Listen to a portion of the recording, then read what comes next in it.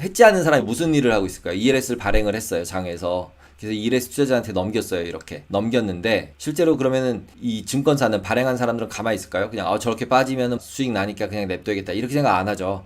왜냐하면 이자를 줘야 되잖아요. 그럼 이걸 샀다 팔았다 해서 이자를 만들어서 이자를 주기로 하고 더 번 거는 내 거고 덜 벌면 내가 손실이다. 이게 ELS 비즈니스 모델이에요. 그럼 어떻게 돼요?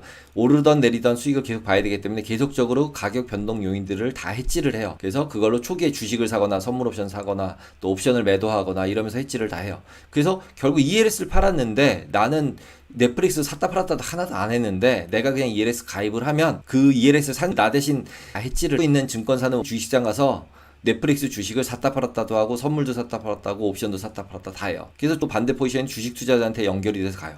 그러면 ELS 투자자하고 나하고 그러니까 주식 투자자하고 아무 상관이 없다고 생각하지만 실제로는 연관이 다 돼 있어요. 연결이 다 돼 있는 거죠. 그래서 ELS를 샀다 팔았다 하는 거, 가입하는 거 자체가 이미 내가 주식을 매매하고 있는 거랑 똑같다. 나 대신 누군가가 하고 있다. 라고 보시면 됩니다. 그러면 나 대신 하고 있는 증권사는 어떤 형태의 일을 하고 있는지 살펴보고 질문을 한번 살펴볼게요. 낚인 상품들을 가지고 이제 판매자, 해징하는 사람 입장에서 보시면은 이런 거예요.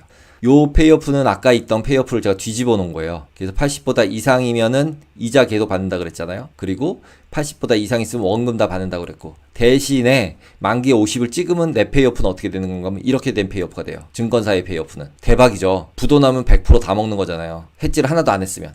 그래서 뉴스나 이런 데 나오는 사람들은 이런 해지의 개념이 없어요. 증권사나 외국계 은행들이 이런 거를 하고서 그냥 가만히 가지고 있는다고 생각해서 가격 빠져서 증권사나 이런 데 돈을 많이 벌었겠구나. 나 줄 돈 증권사가 다 가져서. 뭐 이런 식으로 생각을 하는데 실제로 그건 전혀 아니거든요. 아까 말씀드렸듯이 풋옵션을 매수라든 주식을 매수라든 해지를 열심히 하고 있어요. 이거에 대한 수익을 만들어서 고객을 주려고. 그러다 보니까 어떻게 됐겠어요? 이렇게 빠져서 돈을 벌었을 것 같지만 내 실제 포지션이 이거니까 손실이 엄청났겠죠. 근데 이 손실은 누구 손실이에요? 고객 손실이에요. 그래서 결국은 임팩트가 계속 있다. 그러면 이제 복습을 해볼까요? 이런 ELS 상품 만기가 얼마인가요? 아시는 분 계신가요? 잠깐 이제 생각해 보시고요. 제가 답도 다 말씀드릴게요. ELS 상품 만기가 3년짜리라고 돼 있지만 5% 이상 안 빠지면 6개월짜리 상품이고요. 90 이상 안 빠지면 1년짜리 상품이고 85보다 안 빠지면 1년 반, 2년짜리 상품이고 80보다 안 짜리면 3년짜리 상품이에요. 결국 어때요? 만기가 변해요. 그래서 만기 변동 상품이에요. 베리어블 머추리티라고 불러요. 조건이 원금 상환이라고 써 있는 게 기본적으로 만기가 조건이 달성되면 만기라는 얘기거든요. 그래서 만기에 따라서 이자율이 다르잖아요. 이것도 마찬가지예요. 근데 그 만기가 변동되고 있어요. 굉장히 복잡한 상품이에요. 두 번째, 옵션을 누가 팔았나요? ELS를 산 거는 고객이고 ELS를 판 거는 증권사잖아요. 근데 옵션을 누가 팔았나요? 이렇게 생긴 페이오프 그림이 뭐죠? 옵션 매수했을 때 페이오프죠. 그래서 내가 옵션을 매수했다 보니까 옵션을 매도해서 해지하는 거죠. 이거 두 개 섞어서 해지하는 거니까 중립이 되게. 그러니까 결국은 ELS를 산 사람은 옵션을 매도한 거고 ELS를 판 사람은 옵션을 매수한 거예요. 되게 헷갈리죠. 옵션을 매수한 다음에 그걸 해지하기 위해서 풋옵션을 매도하고 주식을 매수한 거예요. 그래서 고객은 ELS를 샀다고 생각을 하지만 실제로 보면 풋옵션을 팔았다 라고 보셔야 돼요. 그 다음에 여기 낚인 근처 어떤 일이 일어날까요? 생각을 한번 해보시죠. 그리고 낚인 근처에 리스크가 뭐가 있을까요? 판매사, 해저의 입장에서 보세요.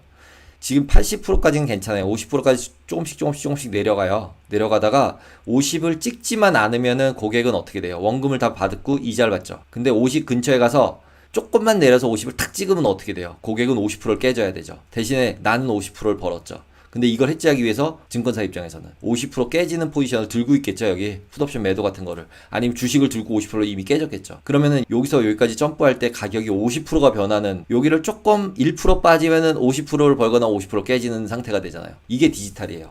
홀짝이, 디지털을 한국말로 하면 홀짝이에요. 위 가면 먹고 아래 가면 깨지고 홀짝. 그래서 여기 있냐에 따라서 완전 세상이 바뀌는 거예요. 수익도 바뀌고. 그러니까 여기 사이에서는 이 정도 수익이 난다고 모델에서 나오기 때문에 주식을 계속 사요. 1,000억밖에 안 팔렸지만 내려가면 내려갈수록 계속 사서 여기 찍기 전까지는 거의 많이 사면은 제 기억에 1000%까지 사요. 그러니까 10배 사는 거예요. 1,000억 했으면 1조. 그랬다가 여기를 탁 찍으면 어떻게 돼요? 원금은 100%였잖아요. 그럼 100% 남기고 다 파는 거예요. 그럼 어떻게 되겠어요? 1000% 했다 100% 팔면 900%를 팔아야 돼요. 앞에서 얘기했던 1100억이 다 있었다고 가정하면 예를 들어서 단순하게 1조 원 가지고 있다가 9천억 팔아야 되는 거예요. 그러면 여기서 갑자기 50을 찍는 순간 다 팔아야 되는 상태가 생기는 거죠. 그게 이제 낚인 근처에서의 리스크예요. 그리고 만약에 여기를 찍지 않았다고 쳐요. 찍지 않았다고 쳐도 실제로 여기서 왔다 갔다 하고 있으면 굉장히 불안하겠죠. 그리고 거기서 아슬아슬하게 끝나면 해피하게 끝나요. 근데 만약 딱 찍었어요. 찍고 난 다음에 어떻게 돼요? 페이오프가 이렇게 된다고 바뀐다고 얘기했잖아요. 근데 원금까지 받으려면 어디까지 올라가야 되냐 하면 80%까지 올라가야 돼요. 그러면 처음 100에서 가입할 때 당시에는 20% 빠지는 거였는데 지금 여기서 보시면 어떻게 돼요? 50을 찍은 다음에 어떻게 되냐면 50을 찍고 난 다음에 80까지 상승해야 돼요. 그럼 몇 프로가 올라야 되는 거죠? 내려갈 땐 20이었는데 50 찍고 80까지 올라가려면 어나더 스토리예요. 50 찍고 50%가 오르면 75예요. 60%가 올라야 돼요. 가격이. 그럼 지금 넷플릭스 가격이 현재 여기까지 50%를 찍은 다음에서 원금 이상으로 상한이 되려면 60%가 올라야 돼요. 지금 가격에서. 그냥 들고 있을 수밖에 없는 거죠. 그래서 아까 현재 가치 보면은 아까 보여드렸죠. 현재 가치 얼마인지 66% 깨져 있어서 31인 거예요. 여기에 있는 거예요. 주식이에요. 그런 상태라고 보시면 됩니다. 그래서 ELS 같은 경우는 기초 자산이 굉장히 중요하고 주식 투자하듯이 고쿠폰을 원한다고 하면 실질적으로 분산해서 종목을 가입을 하셔야 돼요. 그리고 실제로 최대가 연 9%라고 가정을 하면 이런 상품들 같은 경우는 실제로 이론가가 굉장히 낮아요. 회지가 어렵기 때문에 실제로 잃는 경우도 굉장히 많다. 근데 보험사 제가 앞에서 말씀드렸듯이 그 증권사나 IB들도 이런 포지션 하나하나를 해칭한다면 실제로는 손실이 나는 경우들도 있어요. 근데 보험사가 차 사고에서 내가 10만원 받고 100만원 줬으니까 그거 한 보험 계약에 따라서 손해봤다고 얘기하나요? 그건 아니잖아요. 보험들은 확률이잖아요. 저런 상품들이 여러 개가 많아서 합쳐지고 나면은 통계적으로 운용을 하고 있는 거다 보니까 깨진 게 있지만 대부분은 확률적으로 이기는 게임을 했기 때문에 합치면 수익이 나게 만드는 게 금융사의 그 롤인 거예요. 보험사처럼. 그래서 이것도 하나하나는 깨질 수 있지만 합쳐서는 최대한 손실이 안 나게 만든다 라고 보시면 될 것 같습니다.